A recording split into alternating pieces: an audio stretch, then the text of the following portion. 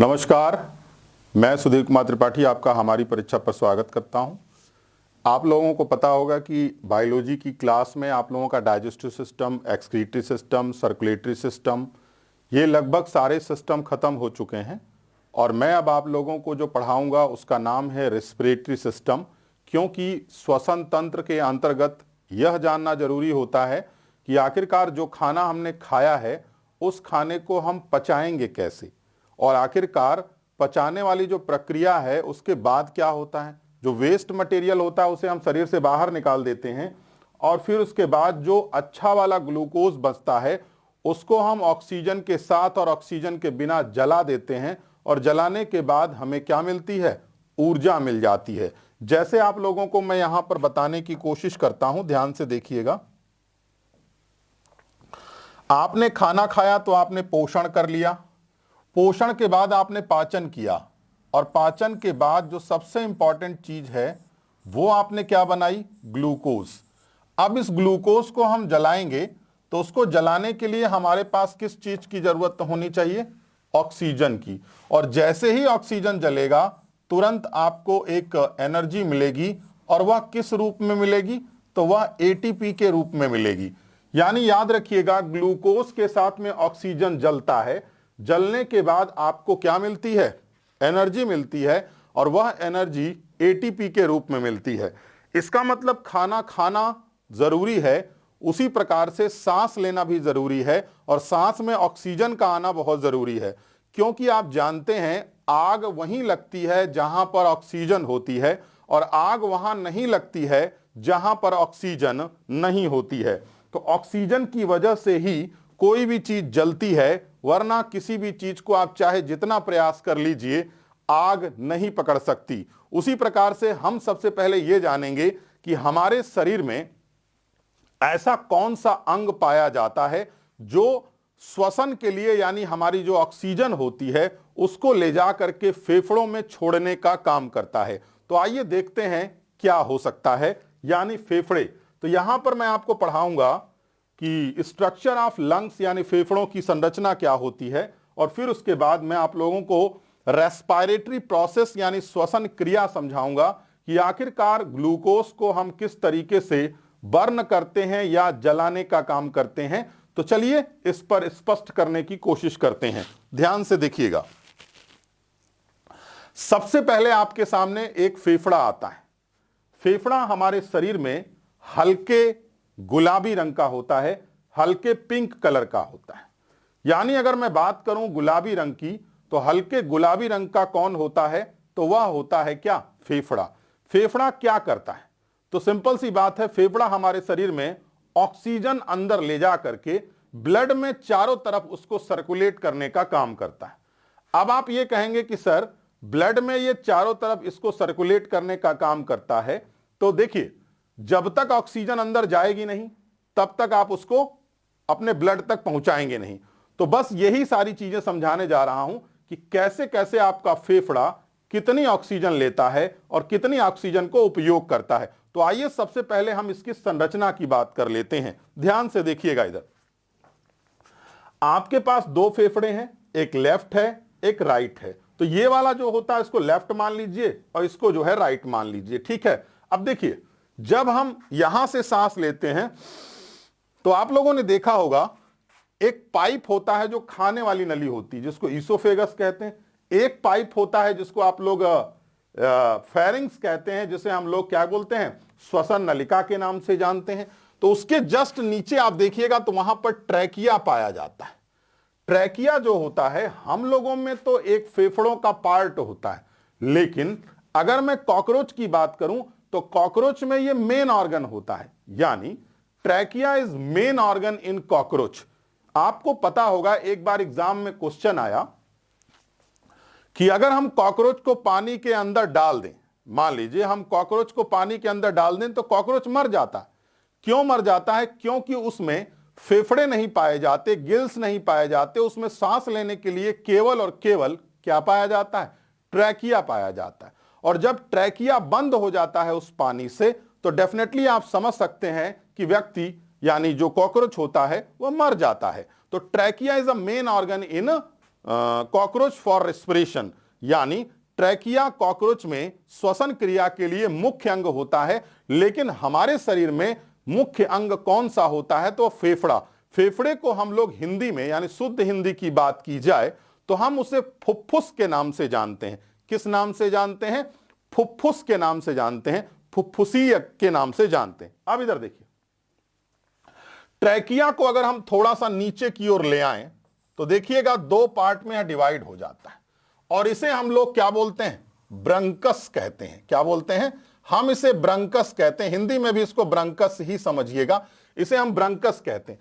फिर उसके बाद क्या होता है? उसके बाद अगर मैं बात करूं तो ब्रोंकी होता है, देखिएगा ये। और फिर लास्ट में जो ये सारी चीजें ब्रांचेस दिखाई दे रही हैं, इसे हम ब्रंकियोल्स कहते हैं। और याद रखना, आपको पता होगा हमारे शरीर का एक एक अंग किसी न किसी झिल्ली से घिरा होता है, और हम इस झिल्ली को फुफ्फुस का आवरण कहते हैं। क्या कहते हैं? हम इस झिल्ली को फुफ्फुस आवरण के नाम से जानते हैं। तो आप लोगों को पता होना चाहिए कि हमारा जो शरीर है वो शरीर के अंदर जितने भी अंग होंगे लगभग किसी न किसी झिल्ली से घिरे होते हैं। तो उसी प्रकार से जो फेफड़ा होता है वो भी किसी न किसी झिल्ली से घिरा होता है, और उस झिल्ली का नाम है फुफ्फुस आवरण या प्लूरा झिल्ली के नाम से जानते हैं। अब देखिए, इसी जो ब्रंकियोल्स है ना, इस ब्रंकियोल्स में आप देखिएगा बिल्कुल अंगूर के गुच्छे की तरह क्या लगा होता है? एल्वलाई लगा होता है, और इसी में तो ऑक्सीजन आती है और फिर यहीं से हमारा ब्लड उसको ले लेता है। और नीचे साइड में आप देखिएगा ये वाला हिस्सा डायफ्राम का होता है, और आप लोगों को पता होगा जो डायफ्राम होता है वह हमारे फेफड़े को फैलने व सिकुड़ने में मदद करता है। यानी हमारा फेफड़ा, जैसे बोलते हैं ना 56 इंच की छाती, तो कहने का मतलब 56 इंच का मतलब क्या होता है? तो वो होता है कि जब आप सांस लेते हैं अंदर की तरफ तो आपका जो फेफड़ा होता है वो नीचे वाला हिस्सा डायफ्राम का वो फैल जाता है, और जैसे ही आप सांस छोड़ते हैं तुरंत वो श्रिंक हो जाता है। तो यहां पर एक्सपेंशन यानी फैलना व सिकुड़ना अगर बात की जाए तो फैलने और सिकुड़ने के पीछे का जो रीजन होता है वो क्या होता है, तो आपको समझ में आ गया होगा। तो expansion and contraction of the lungs due to क्या? डायफ्राम। यानी फैलना और सिकुड़ना फेफड़े का किसके ऊपर निर्भर करता है? तो याद रखिएगा वह निर्भर करता है किस पर? डायफ्राम पर निर्भर करता है। अब देखिए यहां पे ध्यान से, यहां पर मैंने आपको क्या बताया? दो फेफड़े होते हैं और यह रिब्स के अंदर सुरक्षित होते हैं, यानी पसलियों के अंदर सुरक्षित होते हैं। यहां पर मैंने आपको दो तीन बातें बताई हैं, उनको ध्यान से देखिएगा। यानी यह पिंक कलर का होता है, हल्के गुलाबी रंग का होता है, पहली चीज। और हां, ट्रैकिया जो होता है वो कॉकरोच में मेन ऑर्गन है, हम लोगों में एक पार्ट है, एक पाइप है, और वह पाइप आगे जाके किसमें कन्वर्ट हो जाता है? ब्रंकस में, फिर ब्रंकस से फिर ब्रोंकी में, और ब्रोंकी से फिर ब्रैंकियोल्स में। और ब्रैंकियोल्स किसमें ओपन होते हैं? तो वो होते हैं एल्वोलाई या वायु कोष्ठक में। वहीं पर वायु कोष्ठक में ऑक्सीजन चली जाती है और फिर उसके बाद ब्लड उसको लेकर के पूरे शरीर में हीमोग्लोबिन घुमा देता है। तो यहां पर जो शब्द याद रखने हैं, एल्वोलाई, वायु कोष्ठक, ब्रंकस, ब्रैंकियोल्स, ब्रंकी, और साथ साथ में आपको ट्रैकिया याद रखना है। और किस आवरण से घिरा होता है? तो ध्यान रखिएगा हम इसे कहते हैं फुफ्फुस आवरण या प्लूरा झिल्ली के नाम से जानते हैं। तो चलिए अगले टॉपिक पे आते हैं। देखिए हम कितने % ऑक्सीजन अंदर ले जाते हैं? तो ध्यान रखिएगा हम 78% नाइट्रोजन ले जाते हैं और 78% ही बाहर निकाल देते हैं। यानी हमारे शरीर में नाइट्रोजन गैस का किसी भी तरीके का कोई भी इस्तेमाल नहीं होता। यानी हम नाइट्रोजन गैस को किसी भी तरीके से अपने शरीर के अंदर इस्तेमाल नहीं करते, इसीलिए जितना नाइट्रोजन हम लेंगे उतना ही नाइट्रोजन हम शरीर से बाहर निकाल देंगे। ध्यान रखिएगा, आगे चलते हैं। 21% हम ऑक्सीजन लेंगे, लेकिन हम केवल 17% को क्या करेंगे? बाहर निकाल देंगे, और हम यूज कितना कर पाएंगे? केवल 4%, और वह ग्लूकोज को जलाने में इस्तेमाल होगा और बाद में ये CO2 बना लेगा, और हम 4% CO2 बाहर निकाल देते हैं। तो कभी भी आपके एग्जाम में पूछा जाए कि ये बताइए कितना % आप ऑक्सीजन लेते हैं, तो आप 21% ऑक्सीजन लेते हैं और कितना निकाल देते हैं। तो ध्यान रखिएगा आप 21 में से 17% तो बाहर निकाल देते हैं एज इट इज, लेकिन 4% आप ग्लूकोज को जलाने में इस्तेमाल करते हैं और बाद में वही ग्लूकोज क्या हो जाता है, कार्बन मिल करके ऑक्सीजन के साथ कार्बन डाइऑक्साइड बनाने का काम करता है। ध्यान रखिएगा इस बात को।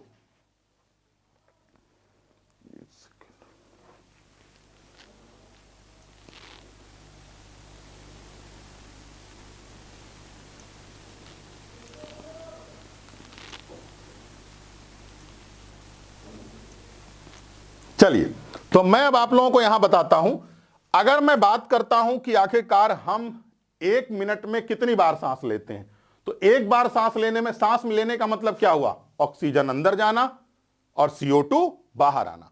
तो ऑक्सीजन का अंदर जाना और CO2 का बाहर आना, यह दोनों प्रक्रिया है। ध्यान दीजिएगा, यहां पर ब्रीथिंग जो होती है वह 5 सेकंड में एक बार ऑक्सीजन अंदर गई और CO2 बाहर आ गई, यानी हम 12 से 15 बार सांस लेते हैं 60 सेकंड में। लेकिन अगर मैं बच्चों की बात करूं तो बच्चों में यह संख्या 32 बार होती है पर 60 सेकंड, यानी 60 सेकंड में हम कितनी बार सांस लेते हैं, तो 32 बार सांस लेते हैं। कितनी बार सांस लेते हैं, 32, यानी 32 टाइम्स हम यहां पर सांस लेते हैं। बच्चों की बात हो रही है, लेकिन अगर हम बड़ों की बात करें तो बड़े यानी एडल्ट जो होते हैं वो 12 से 15 बार सांस ले सकते हैं बड़ी ही आसानी से, ठीक है। लेकिन कुत्तों में भी 32 पर मिनट ही सांस ली जाती है। ध्यान रखिएगा इस बात को। आगे बढ़ते हैं, जो चीजें मैंने पढ़ाई हैं वहीं यहां लिखा हुआ है। देखिए, फेफड़े हल्के गुलाबी रंग के होते हैं, फेफड़े प्लूरल झिल्ली के द्वारा घिरे होते हैं, इसे फुफ्फुस आवरण कहते हैं। फेरिंग्स को श्वसन नलिका कहते हैं, जैसे ग्रास नलिका वैसे ही श्वसन नलिका। इपिग्लॉटिस एक ढक्कन है जो फेफड़ों से संबंधित होता है। आप लोगों को शायद एक चीज पढ़ना पता हो, बता देते हैं। हमारे गले के पास में एक ढक्कन होता है, कैप होती है। जब हम सांस लेते हैं तो खाने वाली नली पर यह ढक्कन बंद हो जाता है, और जब हम खाना खाते हैं तो सांस वाली नली पर यह ढक्कन बंद हो जाता है। इसका मतलब आप समझते हैं, इसका सिर्फ एक ही मतलब होता है, और वो मतलब मैं आपको समझाता हूं कि अगर आप खाना खा रहे हैं तो आप सांस नहीं ले सकते, आप जब खाना खा रहे हैं तो आप सांस नहीं ले सकते, और जब सांस ले रहे हैं तो आप खाना नहीं खा सकते हैं लेकिन निगल नहीं सकते, क्योंकि एक बार में एक ही क्रिया होती है, और उस ढक्कन का नाम मेनली क्या होता है, इपिग्लॉटिस होता है। ध्यान रखिएगा। और लैरिंग्स हम लोगों में क्या है, एक तरीके का वॉइस बॉक्स होता है, जहां पर वोकल कार्ड पाया जाता है, जिससे हमारी साउंड बाहर निकलती है, यानी जिससे हमारी आवाज बाहर निकलती है। ध्यान रखिएगा। आगे बढ़ते हैं। देखिए, अब इन चीजों को और ध्यान से समझते हैं। लैरिंग को स्वर तंत्र कहते हैं। क्यों? क्योंकि इसी से आवाज निकलता है। श्वसन क्रिया के लिए कॉकरोच में ट्रैकियल अंग पाया जाता है, मैंने अभी बताया। वायु कोष्ठक फेफड़ों के भाग होते हैं जहां पर ऑक्सीजन आती है। वायु कोष्ठक व रक्त नलिका के बीच गैसों का विनिमय दाबांतर के कारण होता है। अच्छा, ये बताइए, मान लीजिए ये वायु कोष्ठक है और ये हमारा ब्लड वाला हिस्सा है।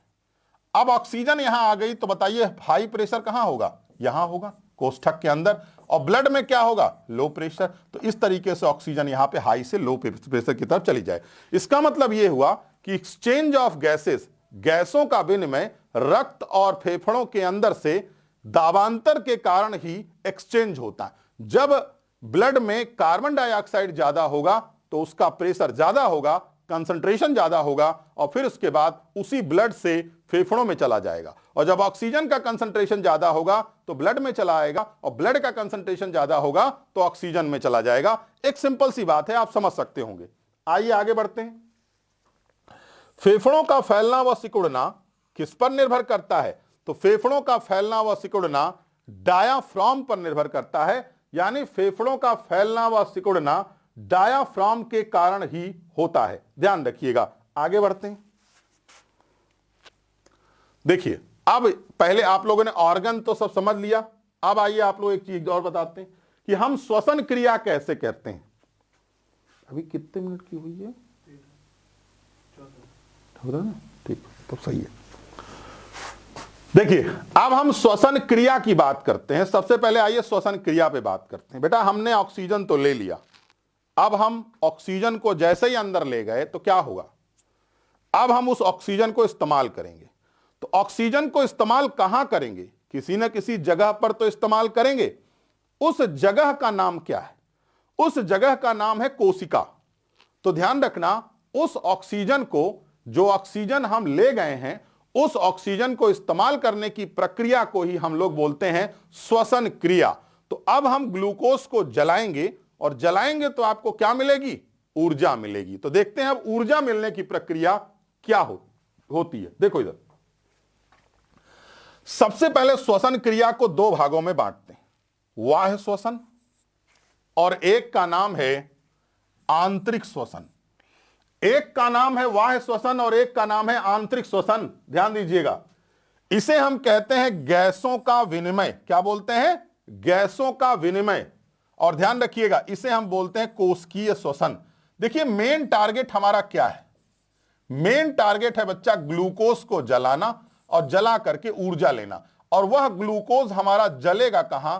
तो ध्यान रखिएगा, किस जगह पर जलेगा?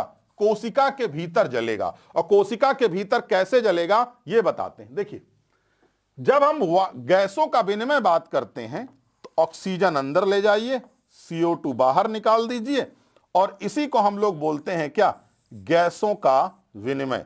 यानी अगर ऑक्सीजन अंदर आ गई और CO2 बाहर निकल गई तो इस प्रोसेस को बोलते हैं एक्सचेंज ऑफ गैस, या हम इसको कहते हैं एक्सटर्नल रिस्पिरेशन या बाह्य श्वसन के नाम से जानते हैं। हम इसे एक्सटर्नल रिस्पिरेशन के नाम से जानते हैं, बाह्य श्वसन के नाम से जानते हैं। आइए आगे बढ़ते हैं। देखिए ध्यान से, जब हम कोशिका के अंदर ग्लूकोज को जलाने जाते हैं तो हम ग्लूकोज को दो तरीके से जलाते हैं, बिना ऑक्सीजन के, देखिए विदाउट ऑक्सीजन। और जब विदाउट ऑक्सीजन जलाएंगे तो हम उस क्रिया को कहते हैं अनॉक्सी श्वसन। इसे हम ग्लाइकोलाइसिस भी कहते हैं। क्या कहते हैं इसको? हम इसे ग्लाइकोलाइसिस भी कहते हैं। लेकिन जब हम ऑक्सीजन के साथ जलाएंगे तो हम इसे ऑक्सी क्रिया कहते हैं, हेंस क्रैब साइकिल भी कहते हैं। क्या कहते हैं? हेंस क्रैब चक्र के नाम से भी जाना जाता है। यानी आप ध्यान रखिएगा, अनॉक्सी श्वसन क्रिया, ऑक्सी श्वसन क्रिया, यह है ग्लाइकोलाइसिस क्रिया और यह है हेंस क्रैब क्रिया। देखो, इन दोनों में आप समझ सकते होंगे सबसे ज्यादा ऊर्जा कहां मिलेगी? ऑक्सी श्वसन में। लेकिन यह ज्यादा जरूरी होता है। देखिए, मैं आपको बताता हूं, एक बात ध्यान से समझिएगा। जिस समय हम दौड़ लगाते हैं उस समय हमें ऊर्जा की ज्यादा जरूरत होती है, लेकिन क्या हमारा शरीर उस ऊर्जा को बना देता है? नहीं, हमारा शरीर उस ऊर्जा को पूरी तरीके से नहीं बना पाता। इसीलिए ध्यान रखिएगा, इसीलिए हमारा जो शरीर है वो क्या करता है? बिना ऑक्सीजन के भी ग्लूकोज को जलाना शुरू कर देता है, और उसी को कहते हैं अनॉक्सी श्वसन क्रिया। और अनॉक्सी श्वसन क्रिया में बहुत कम ऊर्जा बनती है। और याद रखिए, अनॉक्सी श्वसन क्रिया को हम लोग क्या बोलते हैं? ग्लाइकोलाइसिस के नाम से भी जानते हैं। तो आइए हम समझते हैं अनॉक्सी श्वसन क्रिया। देखिए, सबसे पहले तो आपको यह पता होगा कि ये सारी क्रिया कहां हो रही है? ग्लूकोज में हो रही, सॉरी, कोशिका में हो रही है। कोशिका में एक चीज होती है माइटोकॉन्ड्रिया, और एक होता है कोषाद्रव्य। तो ध्यान रखिएगा, सबसे ज्यादा ऊर्जा कहां मिलती है? ऑक्सी श्वसन में। तो ऑक्सी श्वसन की क्रिया कहां होगी? माइटोकॉन्ड्रिया में। इसीलिए तो इसको पावर हाउस कहते हैं। और ध्यान रखना, और अनऑक्सी श्वसन क्रिया कहां होगी? तो अनऑक्सी श्वसन क्रिया कोषाद्रव्य में होगी। कहां होगी? अनऑक्सी श्वसन क्रिया कोषाद्रव्य में होगी। और ऑक्सी श्वसन क्रिया कहां होगी? माइटोकॉन्ड्रिया में होगी। ये कई बार पूछा गया है, इसीलिए इस क्वेश्चन को हमेशा याद रखिएगा। माइटोकॉन्ड्रिया में ये होगा। किस में होगा? माइटोकॉन्ड्रिया में। लेकिन अनॉक्सी श्वसन क्रिया कहां होगी? तो कोषाद्रव्य में होगी। तो चलिए अब दोनों क्रियाओं को अलग अलग समझते हैं। देखिए, अब आपके सामने है श्वसन क्रिया। तो श्वसन क्रिया में ध्यान से सुनिए, अनॉक्सी श्वसन को कोषाद्रव्य में होती है और ऑक्सी श्वसन क्रिया माइटोकॉन्ड्रिया में होती है। यानी ऑक्सी श्वसन क्रिया कहां होती है? माइटोकॉन्ड्रिया में, और ऑक्सी श्वसन क्रिया और अनॉक्सी श्वसन क्रिया कोषाद्रव्य में। और ग्लाइकोलाइसिस क्रिया को ईएमपी पाथवे भी कहते हैं, क्योंकि एम्बडन, मेयरहाफ एंड पार्सन, ये तीन वैज्ञानिकों ने खोजा था। इसकी खोज एम्बडन, मेयरहाफ और पार्सन, तीनों लोगों ने खोजा था। तो कौन सी क्रिया कहां होती है यह आप लोगों ने स्पष्ट रूप से यहां पर जाना। आगे बढ़ते हैं। अब देखिए जरा ध्यान से, इस पूरे सिस्टम को देखिएगा, बहुत आसान है। अब हम ग्लूकोज को जलाएंगे, लेकिन क्या हम यहां ऑक्सीजन इस्तेमाल कर रहे हैं? नहीं। और जब हम ऑक्सीजन का इस्तेमाल नहीं करेंगे तो क्या होगा? एथिल अल्कोहल बनेगा, फिर लैक्टिक एसिड बनेगा, फिर पायरुविक अम्ल बनेगा। और मैं आपको बताना चाहता हूं, दौड़ते दौड़ते दौड़ते दौड़ते या मेहनत का काम करते करते अचानक आपके शरीर में ऐंठन होने लगती है, शरीर में थकान उत्पन्न होने लगती है। तो मालूम है इस थकान के पीछे का कारण क्या है? लैक्टिक एसिड का जमा होना। क्रैम्प इन मसल्स, यानी मनुष्य के शरीर में क्रैम्प का बनना। क्रैम्प समझते हैं, जिसको हम लोग ऐंठन कहते हैं। मनुष्य के शरीर में क्रैम्प का बनना किसके कारण होता है? तो ध्यान रखिएगा, लैक्टिक एसिड के कारण होता है। यानी cramp formation in human body due to the lactic acid, यानी मनुष्य के शरीर में जो लैक्टिक एसिड है उसी के कारण क्रैम्प या ऐंठन होती है। और यह बताओ, अनऑक्सीश्वसन क्रिया में अंतिम उत्पाद क्या बनता है? तो वो बनता है क्या? पायरुविक अम्ल बनता है, या हम इसे पायरुविक एसिड के नाम से जानते हैं। आगे चलते हैं।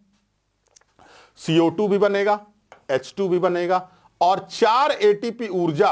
ATP का फुल फॉर्म होता है एडिनोसिन ट्राइफॉस्फेट। हमारे शरीर में ऊर्जा इसी रूप में बनती है, हमारे शरीर में ऊर्जा इसी रूप में बनती है।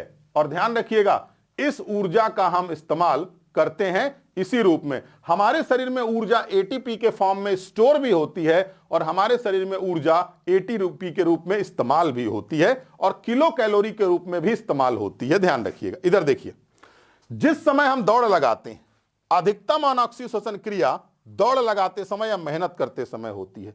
मांसपेशियों में खिंचाव किसके कारण होता है? लैक्टिक अम्ल। और आराम के समय क्या होता है? लैक्टिक अम्ल पायरुविक अम्ल में बदल जाता है, और फिर से हम क्या करते हैं? दौड़ लगाने की स्थिति में आ जाते हैं। तो इस तरीके से आपसे पूछा गया प्रश्न यह है कि ये बताइए, शरीर में ऐंठन या क्रैम्प क्यों बनता है? तो आप कहेंगे लैक्टिक एसिड के कारण बनता है। किसके कारण बनता है? लैक्टिक एसिड के कारण बनता है। अब आप ये कहेंगे, जब हम आराम कर लेते हैं तो फिर से हम दौड़ने की स्थिति में क्यों बनते हैं? क्योंकि हम लैक्टिक एसिड से पायरुविक एसिड में चीजों को कन्वर्ट कर लेते हैं। यानी lactic acid converted into pyruvic acid by क्या? In the resting period. यानी रेस्टिंग पीरियड या आराम के समय ऐसा होता है। ध्यान रखिएगा। और सुनिए, जिस समय हम मेहनत करते हैं उस समय सबसे ज्यादा क्रिया कौन सी होगी? ग्लाइकोलाइसिस या अनऑक्सीश्वसन क्रिया। और अनऑक्सीश्वसन क्रिया में कितने ATP ऊर्जा का निर्माण होता है? तो कुल 2 ATP बचता है, लेकिन 4 ATP का निर्माण होता है। ध्यान रखिएगा। आगे चलते हैं। इधर देखो, पायरुविक अम्ल अनऑक्सीश्वसन क्रिया का अंतिम उत्पाद होता है। क्या होता है? पायरुविक अम्ल अनऑक्सीश्वसन क्रिया का अंतिम उत्पाद होता है। चलिए आगे बढ़ते हैं। कार्बन डाइऑक्साइड और हाइड्रोजन अनऑक्सी क्रिया से उत्पादित होते हैं। अभी अभी बताया आपको। ATP ऊर्जा का रूप है जो मनुष्य के शरीर में भंडारित रहता है। और ग्लाइकोलिसिस की क्रिया में कुल कितनी ऊर्जा बनती है? 2 ATP ऊर्जा का निर्माण होता है। ध्यान रखिएगा। आगे चलते हैं। अब देखिए, ऑक्सीश्वसन क्रिया बहुत आसान है। ऑक्सीश्वसन क्रिया कहां होती है? माइटोकॉन्ड्रिया में। माइटोकॉन्ड्रिया के किस संरचना में होती है? क्रिस्टी में होती है। यहां पर इलेक्ट्रॉन परिवहन तंत्र पाया जाता है। क्या पाया जाता है? इलेक्ट्रॉन परिवहन तंत्र। और कार्बन डाइऑक्साइड और हाइड्रोजन आपस में क्रिया करके एसिटल कोएंजाइम A बनाते हैं। और ध्यान रखना, हमारे पास जो ऊर्जा का निर्माण होगा, तो अगली वाली स्लाइड में आपको ऊर्जा का निर्माण दिखेगा। कुल ऊर्जा का निर्माण कितना हो जाता है? 36 ATP। तो अब आप ये बताओ कि किस क्रिया में आपको सर्वाधिक ऊर्जा प्राप्त हुई? तो अब आप कहोगे, सर हमको तो सबसे ज्यादा ऊर्जा कहां प्राप्त हुई? ऑक्सीश्वसन क्रिया में। तो इसका मतलब यह हुआ कि ऑक्सीश्वसन क्रिया कहां होगी? तो ऑक्सीश्वसन क्रिया माइटोकॉन्ड्रिया में होगी। अनऑक्सीश्वसन क्रिया कहां होगी? तो कोशाद्रव्य में होगी। तो अनऑक्सीश्वसन क्रिया फाउंड इन साइटोप्लाज्म एंड ऑक्सीश्वसन यानी aerobic respiration process found in mitochondria. Simple सा कंसेप्ट है, समझ रहे होंगे आप लोग। अब इधर देखिए, अगर आपसे पूछा जाए कि अनऑक्सीश्वसन क्रिया में अंतिम उत्पाद क्या है, तो आप बताएंगे पायरुविक अम्ल। लेकिन अगर आपसे पूछा जाए कि ऑक्सीश्वसन क्रिया में अंतिम उत्पाद क्या है, तो आप क्या बताएंगे? साइट्रिक अम्ल होता है। क्या होता है? साइट्रिक अम्ल होता है। लेकिन 36 एटीपी और श्वसन क्रिया के दौरान कुल एटीपी कितना बनता है? 40, क्योंकि 36 और 4 कर दीजिए तो कितना हो गया?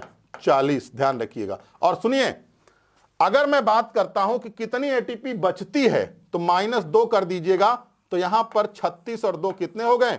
38 एटीपी का निर्माण हो जाता है। कितने एटीपी का निर्माण हो जाता है? 38 एटीपी का निर्माण हो जाता है। ध्यान रखिएगा इस बात को। अब देखिए, फेफड़ों से संबंधित बीमारी है, बहुत खतरनाक बीमारी है, यह भी चीन से ही पैदा हुआ था। SARS, severe acute respiratory syndrome, tuberculosis, TB, टीका लगाया जाता है बीसीजी का, यह हम आपको अलग से भी पढ़ाएंगे। काली खांसी, डीपीटी का टीका लगाया जाता है। डिप्थीरिया, पर्टूसिस एवं ट्यूबरक्लोसिस, तीनों के लिए टीकाकरण किया जाता है। आगे देखिए, निमोनिया भी होता है। किससे? ये आपको बीमारियों में मैं पढ़ाऊंगा, ध्यान रखना। निमोनिया भी बैक्टीरिया से होता है। अस्थमा किससे होता है? फंगस से होता है। एंथ्रेक्स किससे होता है? तो सबसे पहले भेड़ में हुआ, भेड़ से मनुष्यों में आया। तो याद रखना, अमेरिका ने एंथ्रेक्स नाम की बीमारी को सर्वप्रथम कहां इस्तेमाल किया था? वियतनाम पर इस्तेमाल किया था। एज अ जैविक हथियार, एज अ बायोलॉजिकल वेपन इस्तेमाल किया था। तो बहुत सारे बीमारियां हैं, जैसे टीबी हो गई, एंथ्रेक्स हो गया, निमोनिया हो गया, काली खांसी हो गई, ये और सार्स जो होता है, सर्व एक्यूट रेस्पिरेटरी सिंड्रोम, ये सारी बीमारियां क्या होती हैं? फेफड़ों से संबंधित होती हैं। और यह खतरनाक बीमारियां हैं, क्योंकि अगर मनुष्य के शरीर में हो गई तो वो उनके लिए घातक साबित होती हैं। ध्यान रखिएगा। तो आज के लिए इतना ही रखेंगे।